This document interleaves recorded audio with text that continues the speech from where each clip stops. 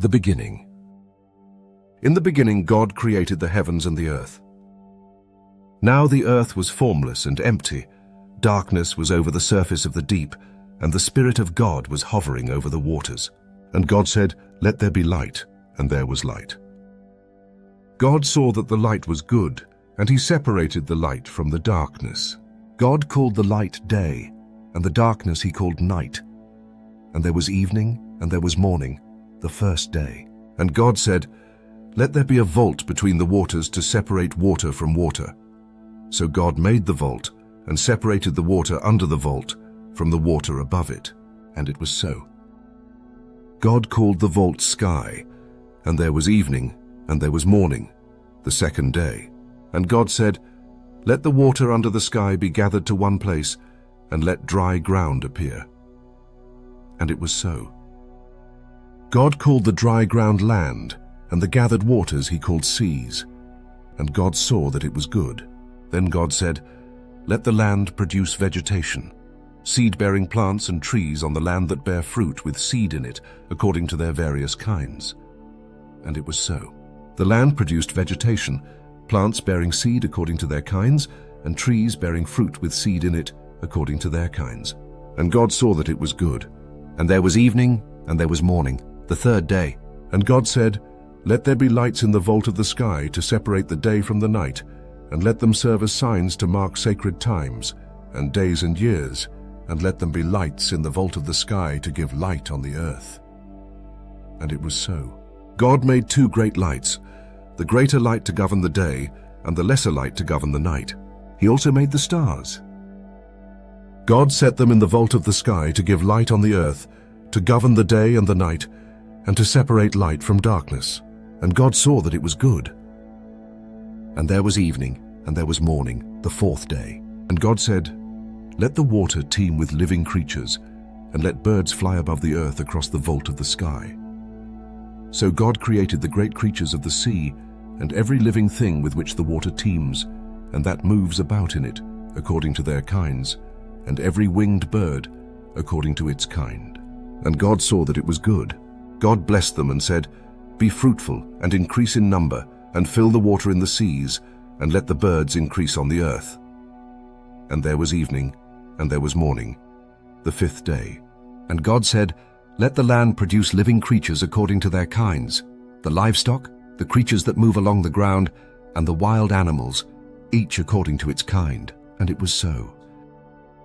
God made the wild animals according to their kinds, the livestock according to their kinds, and all the creatures that move along the ground according to their kinds.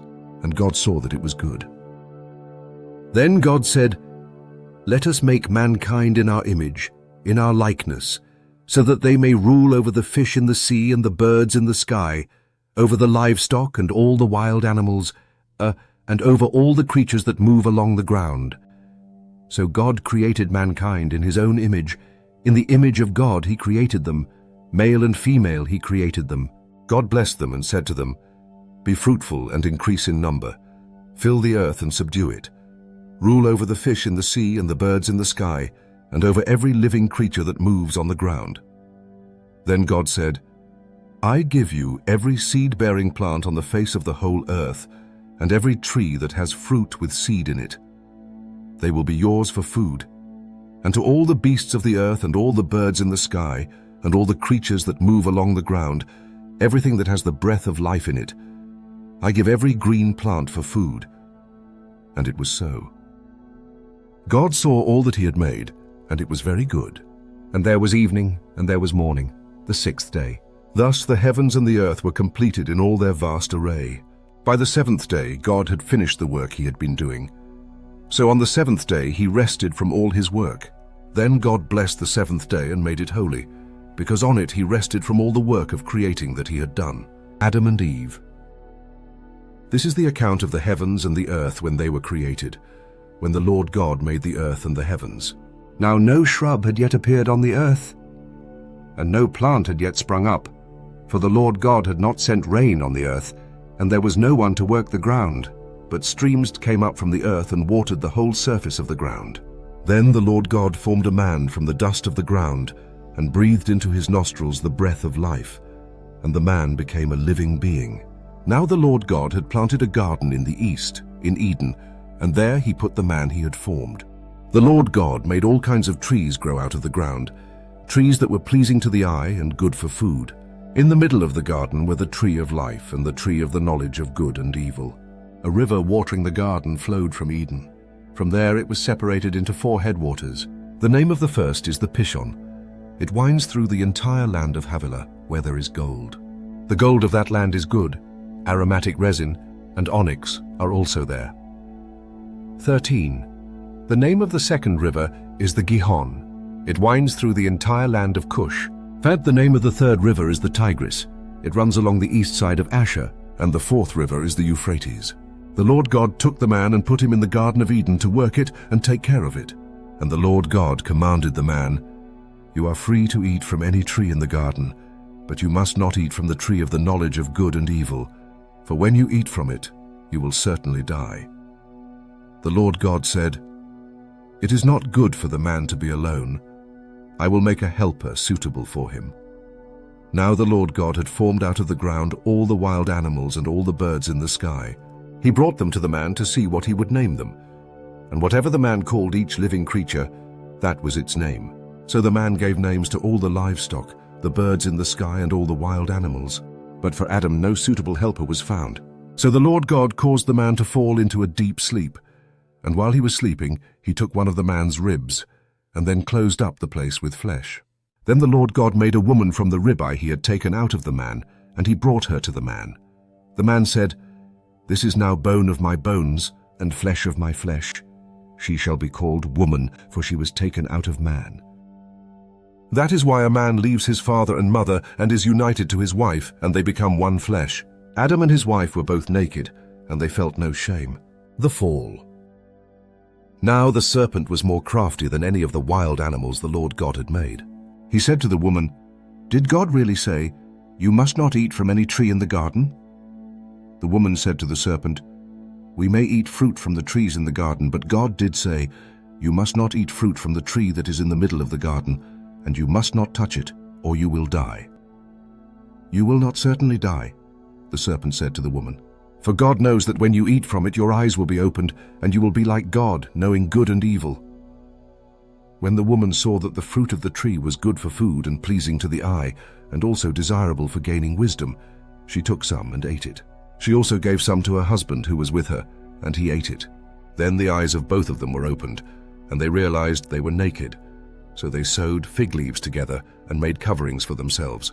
Then the man and his wife heard the sound of the Lord God as he was walking in the garden in the cool of the day, and they hid from the Lord God among the trees of the garden. But the Lord God called to the man, "Where are you?" He answered, "I heard you in the garden, and I was afraid because I was naked, so I hid." And he said, "Who told you that you were naked? Have you eaten from the tree that I commanded you not to eat from?" The man said, "The woman you put here with me. She gave me some fruit from the tree, and I ate it." Then the Lord God said to the woman, "What is this you have done?" The woman said, "The serpent deceived me, and I ate." So the Lord God said to the serpent, "Because you have done this, cursed are you above all livestock and all wild animals. You will crawl on your belly, and you will eat dust all the days of your life. And I will put enmity between you and the woman, and between your offspring and hers.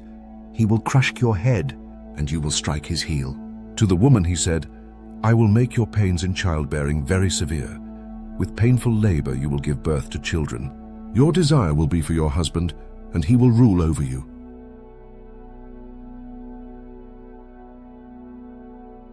To Adam he said, "Because you listened to your wife and ate fruit from the tree about which I commanded you, you must not eat from it.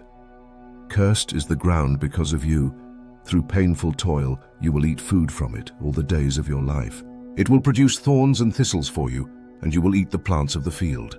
By the sweat of your brow you will eat your food until you return to the ground, since from it you were taken. For dust you are, and to dust you will return."